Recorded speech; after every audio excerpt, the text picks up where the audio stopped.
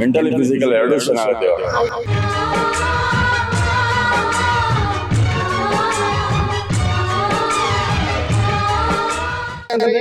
ಯಾರೋ ಹೋಗ್ತಾ ಇರ್ತಾರೆ, ಅವ್ರು ಟೂಲೆಲ್ಲ ಆನ್ ಮಾಡ್ಬಿಟ್ಟು ಆಫೀಸಿಗೆ ಹೋಗ್ತಾ ಇರ್ತಾರೆ, ಅವನು ಮಾಡ್ತಾರೆ. ಆಮೇಲೆ ಅರ್ಜೆಂಟ್ ಆಗಿ ಹೋಗೋದ್ರಲ್ಲಿ ಹೆಂಗಂದ್ರೆ ಹೋಗ್ಬಿಡ್ತಾರೆ.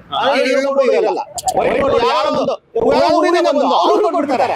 ಒಂದು ಐಡಿ ಕಾರ್ಡ್ ಇಟ್ಕೊಳ್ಳಿ ಅಲ್ವಾ, ಒಂದು ಸಿಸ್ಟಮ್, ಒಂದು ಯೂನಿಫಾರ್ಮ್, ಯೂನಿಫಾರ್ಮ್ ಇರಬೇಕು. ಬಟ್ ರ್ಯಾಪಿಡ್ ಉಪಯೋಗ ಬರುತ್ತೆ, ಬಟ್ ನಮ್ಮ ಆಟೋ ಚಾಲಕರು ಮತ್ತೆ ಕಾರ್ ಚಾಲಕರು ಹೊಟ್ಟೆ ಮೇಲೆ ಹೊಡೆದಂಗ್ ಆಗುತ್ತೆ.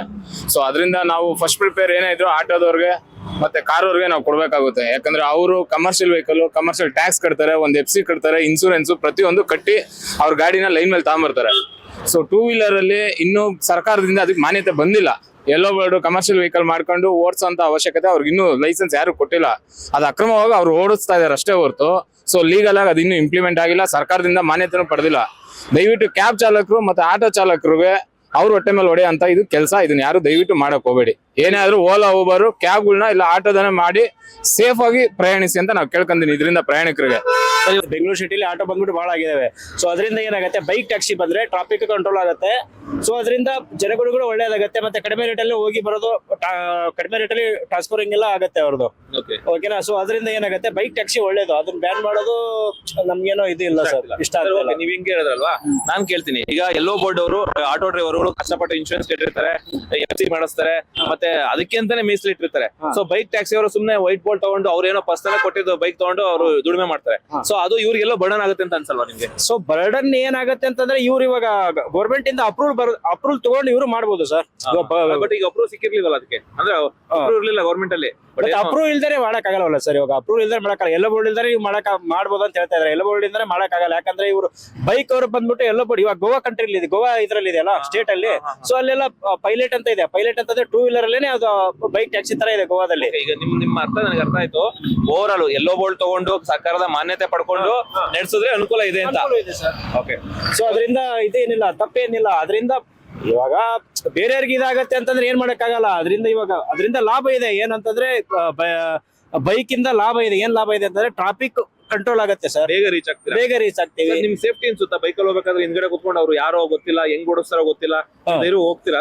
ಗೌರ್ಮೆಂಟ್ ಇಂದ ಅಪ್ರೂವಲ್ ಆಗಿದೆ ಅಂತಂದ್ರೆ ಅದು ಗೌರ್ಮೆಂಟ್ ಜವಾಬ್ದಾರಿ ಇರ್ತದಲ್ಲ ಸರ್. ಒಂದು ಕಂಪನಿ ಅಂತಂದ್ರೆ, ಸೊ ಒಂದು ಕಂಪನಿ ಅಂತಂದ್ರೆ ಆ ಕಂಪನಿವನಿಗೂ ಒಂದು ಇದು ಜವಾಬ್ದಾರಿ ಇರ್ತದಲ್ಲ. ಅಲ್ಲ, ಜವಾಬ್ದಾರಿ ಓಡ್ಸೋರ್ಗೆ ಇರ್ಬೇಕಲ್ಲ ಜವಾಬ್ದಾರಿ ಸರ್. ಇವಾಗ ಕಂಪನಿಯವ್ರು ಬಂದ್ಬಿಟ್ಟು ಅವನ ಕಂಪ್ನಿಗೆ ಅವನ ಅಲ್ಲಿ ಅಪಾಯಿಂಟ್ ಮಾಡ್ಕೊಂತಾನೆ ಅಂತಂದ್ರೆ ಅವ್ನ ಹಿಂದೆ ಮುಂದೆ ಒಂದು ಕುಲ ಗೋತ್ರ ಇಲ್ದೇನೆ ಅಪಾಯಿಂಟ್ ಮಾಡ್ಕೊಂತಾನ ಇಲ್ವಲ್ಲ. ಸೊ ಅವಂದೆಲ್ಲ ಅವ್ರದ್ದು ನೀವು ಓವರ್ ಆಲ್ ಹೇಳೋ ಪ್ರಕಾರ ಕಂಪನಿಯಿಂದ ರಿಜಿಸ್ಟರ್ ಆಗಿರ್ಬೇಕು, ಗೌರ್ಮೆಂಟ್ ಪರ್ಮಿಷನ್ ಕೊಟ್ಟಿರ್ಬೇಕು.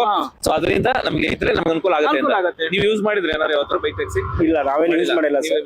ನಮ್ದೇ ಬೈಕ್ ಇದೆ. ಬೇರೆಯವ್ರಿಗೆ ಅನುಕೂಲ ಆಗುತ್ತೆ ಅಂದ್ರೆ ಅನುಕೂಲ ಆಗುತ್ತೆ ಸರ್, 100% ಅನುಕೂಲ ಇದೆ. ಟ್ರಾಫಿಕ್ ಕ್ಲಿಯರ್ ಆಗುತ್ತೆ. ಬೆಂಗಳೂರಲ್ಲಿ ಟ್ರಾಫಿಕ್ ಕಿರಿಕಿರಿ ಇರಲ್ಲ. ಸೊ ಅದರಿಂದ ಬೈಕ್ ಬಂದ್ರೆ ಒಳ್ಳೇದು ಸರ್. ಇವಾಗ ನನ್ನ ಪ್ರಶ್ನೆ ಅಂದ್ರೆ, ಈಗ ನೀವು ಒಬ್ರು ಗ್ರಾಹಕರಾಗಿ ಈಗ ನೀವು ಒಬ್ಬರೇ ಒಂದ್ ಕಡೆಯಿಂದ ಒಂದ್ ಕಡೆ ಹೋಗ್ಬೇಕಾಗಿತ್ತು.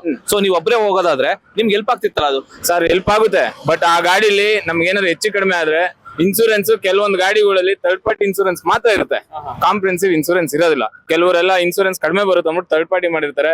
ಅದು ನಮ್ಗಾಗುತ್ತೋ ಅಥವಾ ಡ್ರೈವರ್ ಓಡಿಸೋನ್ಗಾಗುತ್ತೋ, ಯಾರಿಗೆ ಆದ್ರೂ ತೊಂದರೆನಲ್ಲ ಸರ್.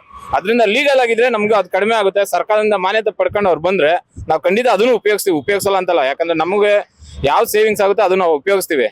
ಸೊ ಇವಾಗ ಅವರು ಸರ್ಕಾರದಿಂದ ಮಾನ್ಯತೆ ಪಡೆದಲ್ಲೇ ಇರೋದಕ್ಕೆ ಆಟೋದವ್ರಿಗೆ ಮತ್ತೆ ಕ್ಯಾಬ್ ಅವ್ರಿಗೆ ಹೊಟ್ಟೆ ಮೇಲೆ ಹೊಡೆದಂಗಾಗುತ್ತೆ. ಆದ್ರಿಂದ ನಾವು ಇವಾಗ ಉಪಯೋಗಿಸ್ತಿಲ್ಲ. ದಯವಿಟ್ಟು ಸರ್ಕಾರ ಇದ್ರ ಬಗ್ಗೆ ಗಮನ ಎತ್ಕೊಂಡು ಎಚ್ಚೆತ್ಕೊಬೇಕಾಗುತ್ತೆ. ಈಗ ಒಂದ್ ವೇಳೆ ಕರೆಕ್ಟ್ ನೀವ್ ಹೇಳ್ತಾ ಇರೋದು ಇನ್ಶೂರೆನ್ಸ್ ಇರಲ್ಲ ಅಂತ ಎಲ್ಲ ಹೇಳಿದ್ರೆ, ಹೌದು. ಈಗ ಒಂದ್ ವೇಳೆ ಸರ್ಕಾರನೇ ಪರ್ಮಿಷನ್ ಕೊಟ್ಟು ಅವ್ರಿಗೊಂದು ಯೂನಿಫಾರ್ಮ್, ಒಂದು ಹೆಲ್ಮೆಟ್, ಮತ್ತೆ ಅದೊಂದು ಎಲ್ಲೋ ಬೋರ್ಡ್ ತರ ಮಾಡಿಸಿ ಕಸ್ಟಮರ್ ಕರ್ಕೊಂಡು ಹೋಗ್ತಾ ಇದ್ರು ಅವ್ರಿಗೆ ಏನಾದ್ರು ತೊಂದರೆ ಆದ್ರೂ ಇನ್ಶೂರೆನ್ಸ್ ಕ್ಲೇಮ್ ಆಗ್ಬೇಕು. ಸೊ ಆತರ ಎಲ್ಲ ಮಾಡಿದ್ರೆ ಸರ್ಕಾರದಿಂದ ಖಂಡಿತ ಮಾನ್ಯತೆ ಪಡ್ಕೊಂಡ್ರೆ ನಾವು ಖಂಡಿತವಾಗಿ ಉಪಯೋಗಿಸ್ತೀವಿ. ಸೊ ಅವಾಗ ಏನ್ ಮಾಡ್ತಾರೆ, ಕೆಲವರೆಲ್ಲ ಹೊಸ ಗಾಡಿ ಹಾಕೋರು ಅದನ್ನ ಕ್ಯಾನ್ಸಲ್ ಮಾಡ್ತಾರೆ. ಟೂ ವೀಲರ್ ಅಲ್ಲಿ ಅವರು ಬದುಕ್ತಾರೆ. ಟೂ ವೀಲರ್ ಇವಾಗ ಇರೋರು ಏನಂದ್ರೆ ಇಲ್ಲಿಗೆಲ್ಲ ಕೊಡ್ತಾರೆ. ನೀವು ಕೆಲವೊಂದ್ಸತಿ ಗಮನಿಸಿ, ಬೆಂಗಳೂರು ಗಾಡಿಗಳೇ ಇರೋದಿಲ್ಲ. ನಾವು ಒಂದ್ಸತಿ ರ್ಯಾಪಿಡ್ ಇದೆಲ್ಲ ಬುಕ್ ಮಾಡಿದಾಗ MH ಗಾಡಿ ಬರುತ್ತೆ, ಕೆಲವೊಂದ್ಸತಿ GJ ಗುಜರಾತ್ ಗಾಡಿ ಬರ್ತದೆ, AP ಗಾಡಿ ಬರುತ್ತೆ. ಇದನ್ನೆಲ್ಲ RTO ಅಧಿಕಾರಿಗಳು ಪರಿಷ್ಕರಿಸಬೇಕು. ಸೊ ಅವರೇ ಒಂದು ಆಪ್ ಬುಕ್ ಮಾಡಿದಾಗ ಯಾವ್ಯಾವ ಗಾಡಿ ಬರುತ್ತೆ ಅಂತ ಒಂದ್ಸತಿ ಪರಿಷ್ಕರಿಸಿದ್ರೆ ಅವಾಗ ಗೊತ್ತಾಗುತ್ತೆ. ಇಲ್ಲ ಅಂದ್ರೆ ಖಂಡಿತ ಸರ್ಕಾರದಿಂದ ಮಾನ್ಯತೆ ಬಂದ್ರೆ ನಾವು ಖಂಡಿತ ಉಪಯೋಗಿಸ್ತೀವಿ.